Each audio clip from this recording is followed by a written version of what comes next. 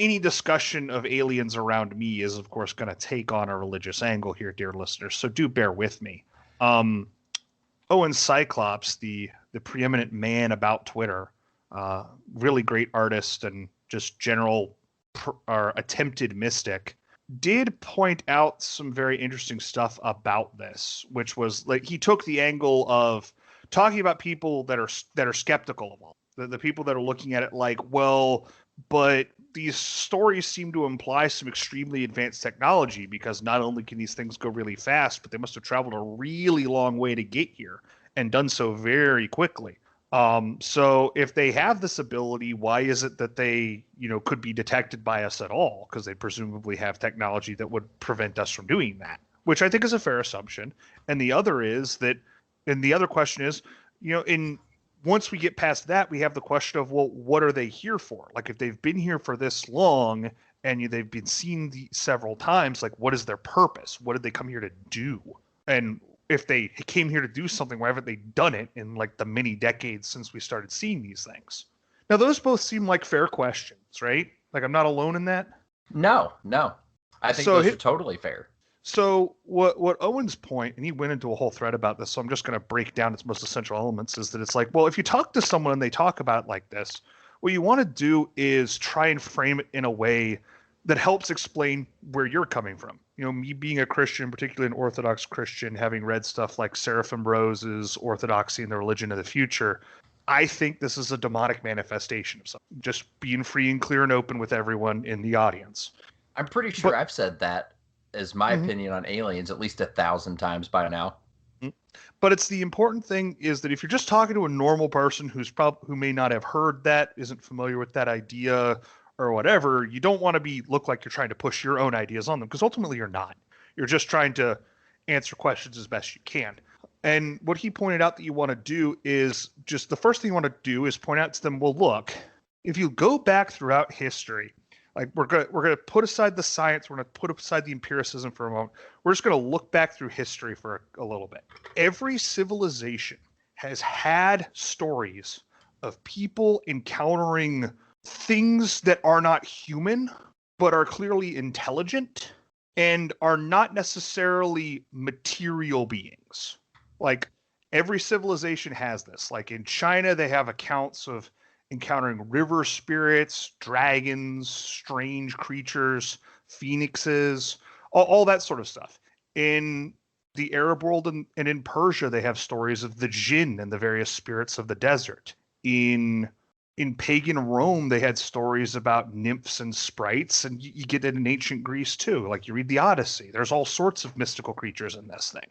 In medieval Europe, we generally associated that with demons or with fae or other pagan spirits that like lived in the woods, dryads, fae, all sorts of other stuff.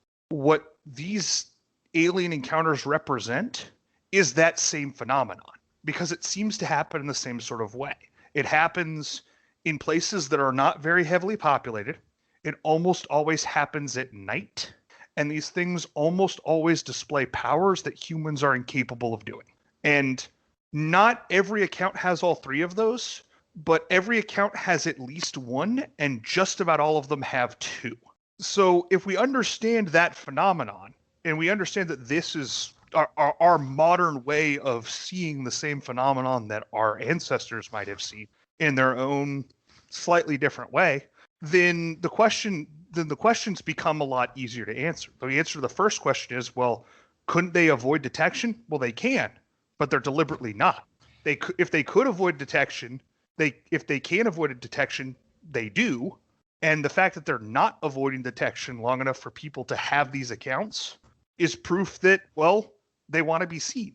And one of the things I always like to mention when I'm talking about this or introducing people to this idea is how many accounts that people have of warding off some kind of alien abduction or encounter by invoking the name of Christ. Mm-hmm. And so if the answer to the first question is like, oh, well, don't they have stuff to avoid detection, is yes, but clearly they want to be detected. Then the second question is, well, what are they here to do? Well, based on the fact that we haven't seen them do anything specific except appear for a couple of seconds or a minute or two at a time and, maybe a couple of alien abduction stories. If that's all we've seen them do in this long, maybe being detected and spreading these stories is what they're here to do. Like, maybe that's the purpose. They are trying, in my opinion, one of the things that they could do is by introducing these ideas of aliens and whatnot, cause crises of faith for people. And that's the point that Owen built to, and that becomes the obvious thing. Again, Father Seraphim Rose, Orthodoxy and the Religion of the Future. He's got a whole chapter on this in there. And it's just a book about science fiction and weird science and the way our culture is going. He penned it back in the 80s, late 70s, 80s, but it's very prescient. And he's got a whole chapter in there that talks about aliens and that what aliens represent in the modern culture in his time and in ours is a thing that could come from outside, that could be such an unknown that it would basically require us to take our entire basis of knowledge and chuck it in the fire. Right. That it would be earth shaking. It would undermine just about everything we know about where we came from and what our significance is. That's the way it's portrayed to us, at least in the media and in the cultural consciousness. And so a reason why they would, again, these beings would want to appear is that, from my understanding, operating from them being a demonic phenomena, is of course they want to make people faithless. Of course they want to undermine the essence of the Christian faith and even other faiths that might in some way serve as a ward against whatever their own aims are. Mm-hmm. I think that I think it simplifies so many of the questions that people have about aliens, like about their motives, about what they're doing. Because, I still think it carries weight to say that no matter what these things are, we don't understand them. Like if they're aliens, they're demons, they're transdimensional beings, like noted physicist Jacques Vallée posited back in the 70s. Yeah, maybe they just vibrate at the right frequency and that lets them pop into our dimension somehow, or whatever it is that they do. Or whatever. But no matter what they are, they are still outside of our understanding. And there's something so far out of our understanding that it's not just that we don't know about them, it's that them actually existing could threaten everything we think we know about ourselves. And if a person doesn't know who they are, you can kind of mold them into whatever you want them to. Bingo. And it's a great way for them to break everything down. Mm-hmm. And even if there is nothing to these stories, that's still a great card for the ye old government to play, right? Yep. And yeah, that's the point. That's the point, is that they're like, yes, not only we've had this information, but we've kept it from people for the sake of, security, keeping people sane, not causing a moral panic, not causing a societal panic, et cetera, et cetera.